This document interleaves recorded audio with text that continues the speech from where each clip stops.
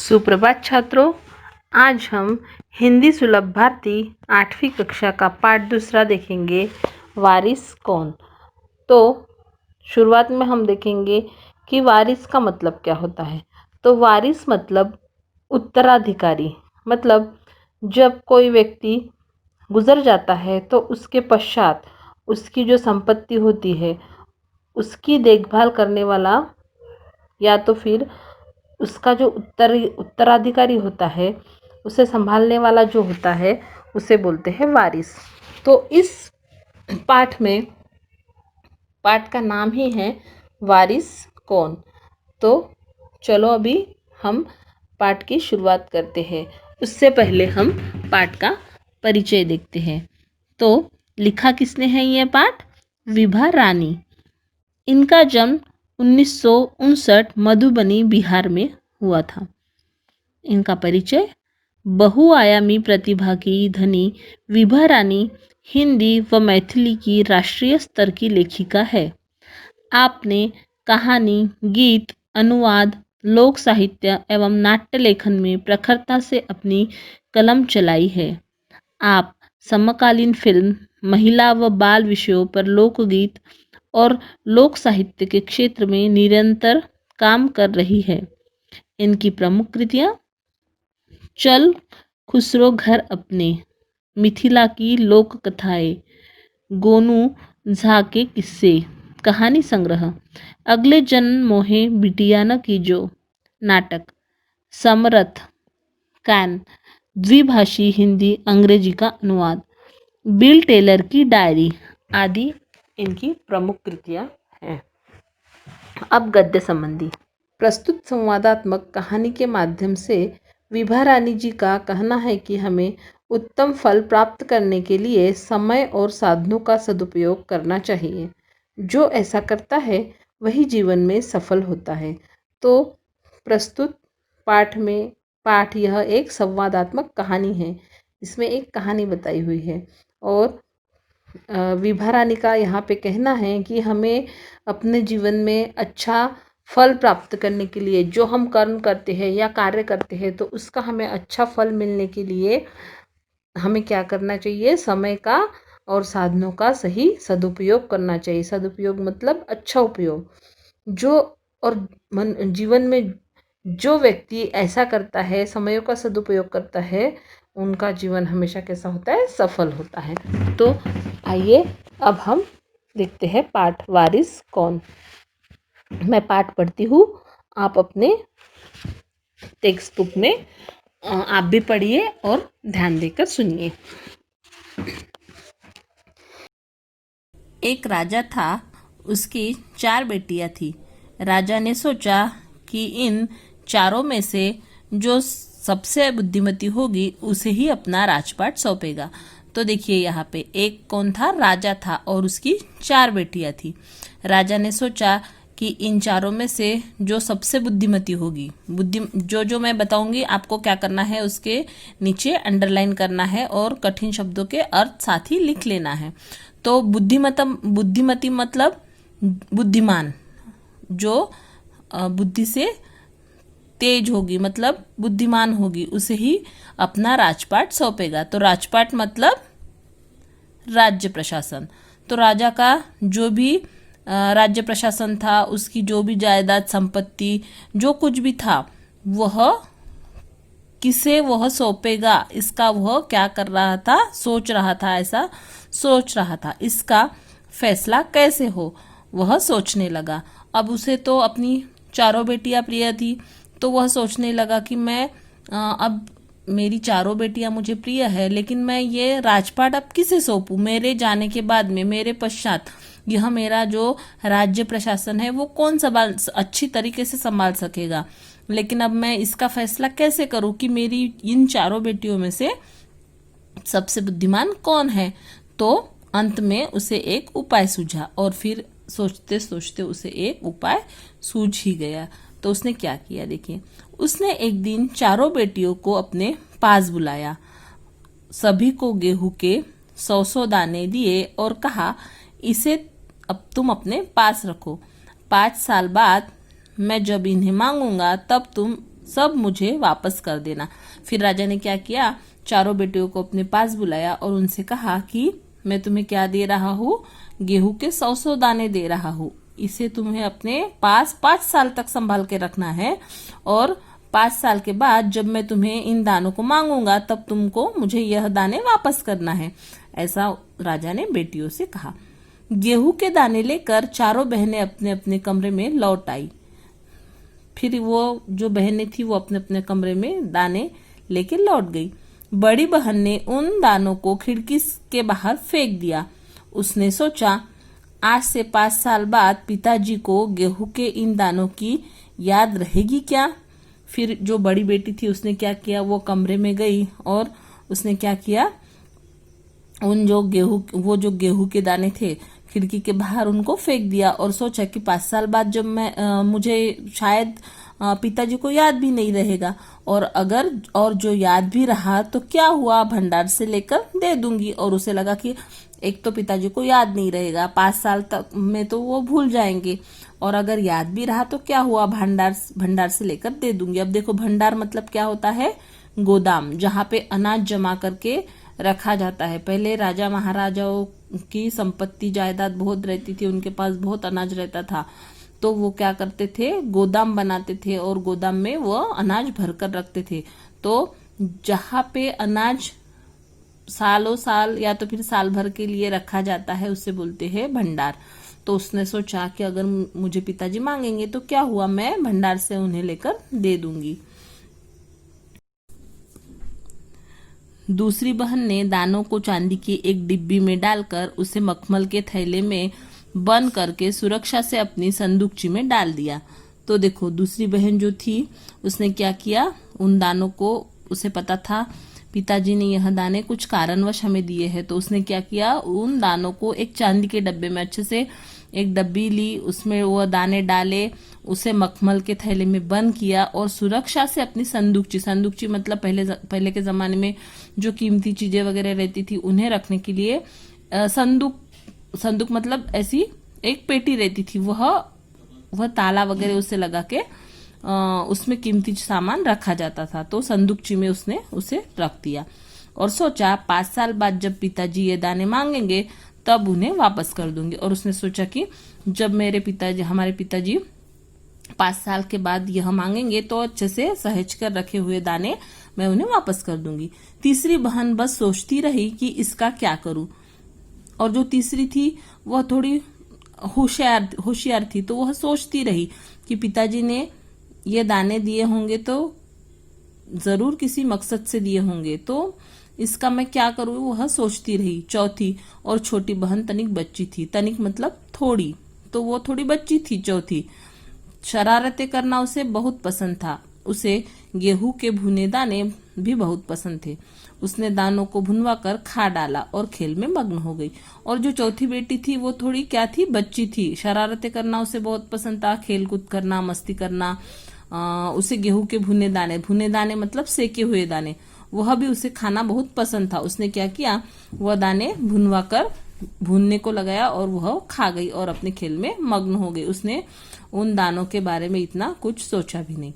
तीसरी राजकुमारी को इस बात का यकीन था कि पिताजी ने उन्हें यूं ही ये दाने नहीं दिए होंगे, जरूर इसके पीछे कोई मकसद होगा। तो देखो, अभी तीसरी जो थी वो सोचती रही कि इसका क्या करूं, पिताजी ने दाने दिए हैं मतलब जरूर कोई ना कोई वजह होंगी, मकसद होगा। मकसद मतलब उद्देश्य कर लो। पहले तो उसने भी अपनी दूसरी बहनों की तरह ही उन्हें सहेज कर रख देने की सोची, लेकिन वह ऐसा न कर सकी। उसने भी दूसरी बहनों की तरह सोचा कि सहेज कर मतलब संभाल कर। उसने सोचा कि मैं भी इन दानों को सहेज कर संभाल कर रख देती हूँ और पिताजी जब मांगेंगे तब दे दूंगी, लेकिन उसने ऐसा नहीं किया। वह सोचती रही, 2-3 दिनों तक वह सोचती रही। फिर उसने अपने कमरे की खिड़की के पीछे वाली जमीन में वे दाने बो दिए। फिर उसने क्या किया, अपने पीछे वाली, उसके कमरे के पीछे वाली जो खिड़की थी, पीछे वाले कमरे की जो खिड़की थी उसके पीछे वाली जो जमीन थी, खाली जमीन थी, उस पर उसने क्या किया, वो दाने बो दिए मतलब लगा दिए। समय पर अंकुर फूटे, पौधे तैयार हुए, दाने निकले। राजकुमारी ने तैयार फसल में से दाने निकाले और फिर से बो दिए। फिर राजकुमारी ने क्या किया, उन जो बीज थे उनको लगा दिया, बो दिया, उसको अंकुर फूटे, उसके पौधे तैयार हुए, छोटे छोटे दाने निकाले। फिर राजकुमारी ने क्या किया, उसमें जो फसल तैयार हुई थी उन 100 दानों में से वह तैयार फसल उसने क्या किया, फिर से लगा दी, मतलब बो दी। इस तरह 5 वर्षों में उसके पास ढेर सारा गेहूं तैयार हो गया। और इस तरह क्या हुआ, 5 वर्षों में वह क्या करती रही, उसी दानों को फिर से वो बोती रही और इस तरह से उसके पास बहुत सारे दाने गेहूं तैयार होके उसके पास तैयार हो गया। 5 साल बाद राजा ने फिर चारों बहनों को बुलाया और कहा, आज से 5 साल पहले मैंने तुम चारों को गेहूं के 100 दाने दिए थे और कहा था कि 5 साल बाद मुझे वापस करना। कहाँ है वे दाने? फिर राजा ने 5 साल बाद अपनी चारों बेटियों को बुलाया और कहा कि मैंने तुम लोगों को जो 5 सालों के पहले दाने दिए थे गेहूं के और तुमको संभाल के रखने को कहा था, तो आज वह वक्त आ गया है कि वह दाने तुम मुझे वापस करो। तो वो दाने कहाँ है? बड़ी राजकुमारी भंडार घर जाकर गेहूं के दाने ले आई और राजा को दे दिए। राजा ने पूछा, क्या ये वही दाने हैं जो मैंने तुम्हें दिए थे? फिर जो राजकुमारी थी उसने क्या किया, भंडार घर गई, वो गोदाम गई और वहां से कुछ दाने वह लेकर आई और राजा से वो दाने राजा को दे दिए। लेकिन राजा ने पूछा कि क्या ये वही दाने हैं जो मैंने तुम्हें दिए थे? पहले तो राजकुमारी ने हाँ कह दिया, मगर राजा ने फिर कड़क कर पूछा, तब उसने सच्ची बात बता दी। उसने क्या कहा, हाँ ये वही दाने हैं जो आपने मुझे दिए थे। लेकिन राजा ने कड़क कर मतलब जोर से, जब बड़ी आवाज में पूछा कड़क कर, तो राजकुमारी ने सच्ची बात बताई कि नहीं, यह वह दाने नहीं है, वो दाने तो मैंने फेंक दिए थे और यह दाने गोदाम से मैंने लाए हैं। फिर देखो क्या हुआ। राजा ने दूसरी राजकुमारी से पूछा, तुम्हारे दाने कहाँ हैं? दूसरी राजकुमारी अपनी संदूकची में से मखमल के खोल वाली डिब्बी उठा लाई। तो फिर राजा ने दूसरी राजकुमारी से पूछा कि तुम्हारे दाने कहाँ हैं? तो वह उसने जो संभाल के चांदी के डिब्बे में दाने रखे थे वह राजा के पास ले आई, जिसमें उसने गेहूं के दाने सहेज कर रखे थे। राजा ने उसे खोलकर देखा, दाने सड़ गए थे। फिर उसने इतने संभाल के जो दाने रखे थे, जब राजा ने देखा तो वह दाने क्या हो गए थे, इतने सालों में 5 सालों में सड़ गए थे। तीसरी राजकुमारी से पूछा, तुमने क्या किया उन दानों का? तीसरी राजकुमारी से राजा ने पूछा, तुमने क्या किया उन दानों का? तीसरी ने कहा, मैं इसका उत्तर आपको अभी नहीं दूंगी, क्योंकि जवाब पाने के लिए आपको यहाँ से दूर जाना पड़ेगा और मैं आपको वहां कल ले चलूंगी। तो फिर तीसरी राजकुमारी से पूछा गया कि तुम्हारे दाने कहाँ है, तुमने क्या किया उन दानों का? तो वह बोली कि इसका मैं जवाब अभी आपको नहीं दे सकती, इसके लिए आपको मेरे साथ कहीं चलना पड़ेगा और आपको मैं कब ले चलूंगी, तो कल ले चलूंगी वहां पे। राजा ने अब चौथी और सबसे छोटी राजकुमारी से पूछा। उसने उसी बेपरवाही से जवाब दिया, उन दानों की कोई कीमत है पिताजी? वैसे तो ढेरों दाने भंडार में पड़े हैं। आप तो जानते हैं ना, मुझे गेहूं के भुने दाने बहुत अच्छे लगते हैं, सो मैं उन्हें भुनवा कर खा गई। आप भी पिताजी किन किन चक्करों में पड़ जाते हैं? तो फिर आखिर में जो सबसे छोटी राजकुमारी थी उससे पूछा गया कि तुम्हारे दाने, तुमने क्या किया उन दानों का? तो वह क्या बोली, वो तो बेपरवाह ही थी क्योंकि वो छोटी भी थी और ना समझती। तो उसने क्या कहा कि पिताजी आप भी किन किन चक्करों में पड़ जाते हैं? मैंने तो वो दाने भुनवा कर खा डाले क्योंकि मुझे भुने हुए दाने बहुत अच्छे लगते हैं और ऐसे तो अपने यहाँ बहुत सारे भंडार में दाने मिल जाएंगे। ऐसा कहकर वह चली गई। सभी के उत्तर से राजा को बड़ी निराशा हुई। चारों में से अब उसे केवल तीसरी बेटी से ही थोड़ी उम्मीद थी। चारों बेटियों ने जवाब दिया था और तीनों बेटियों का जवाब सुनकर राजा बहुत निराश हुआ था। अब सिर्फ उसे एक बेटी के जवाब का इंतजार था कि वह क्या बताने वाली है। उससे ही उसे थोड़ी आशा थी तीसरी बेटी से। दूसरे दिन तीसरी राजकुमारी राजा के पास आई। उसने कहा, चलिए पिताजी, आपको मैं दिखाऊं कि गेहूं के वे दाने कहाँ है। फिर दूसरे दिन वह राजकुमारी राजा के पास आई और अपने पिताजी से कहने लगी कि चलिए पिताजी, मैंने गेहूं के दानों का क्या किया है वह बताती हूँ, दिखाती हूँ। राजा रथ पर सवार हो गया। रथ महल नगर पार करके खेत की तरफ बढ़ चला। राजा ने पूछा, आखिर कहाँ रख छोड़े हैं तुमने वे 100 दाने? इन 100 दानों के लिए तुम मुझे कहाँ कहाँ के चक्कर लगवाओगी? फिर राजा रथ पर सवार हो गया और राजा का रथ जिस तरफ राजकुमारी बोली उस तरफ जाने लगा। लेकिन राजा को बहुत दूर जाना पड़ा और राजा को समझ नहीं आ रहा था कि उन 100 दानों के लिए मुझे राजकुमारी कहाँ तक ले जाने वाली है, कहाँ कहाँ घुमाने वाली है। तब तक रथ एक बड़े से हरे भरे खेत के सामने आकर रुक गया। राजा ने देखा, सामने बहुत बड़े खेत में गेहूं की फसल थी। उसकी बालियां हवा में झूम रही थी, जैसे राजा को कोई खुशी भरा गीत सुना रही हो। फिर राजा का रथ एक खेत के सामने जाके खड़ा हो गया और राजा देखने लगा कि सामने बहुत बड़ा गेहूं का खेत है जिसमें बहुत सारे गेहूं लगा हुआ है और उसकी बालियां मतलब गेहूं के जो पौधे होते हैं वो बड़े हो जाते हैं, उसको गेहूं लगता है, तो जो वो लगा हुआ गेहूं रहता है वो झूम रहा था, तो उसे बालियां बोलते हैं। तो राजा को लग रहा था मानो जैसे कोई राजा को गीत सुना रहा है, खुशी भरा गीत राजा सुन रहा है, ऐसा महसूस हो रहा था राजा को। राजा ने हैरानी से राजकुमारी की ओर देखा। राजकुमारी ने कहा, पिताजी, ये है वे 100 दाने जो आज लाखों लाख दानों के रूप में आपके सामने है। मैंने उन 100 दानों को बोकर इतनी अधिक फसल तैयार की है। तो फिर राजकुमारी ने कहा कि देखिए पिताजी, आपने जो 100 दाने मुझे दिए थे ये वही है।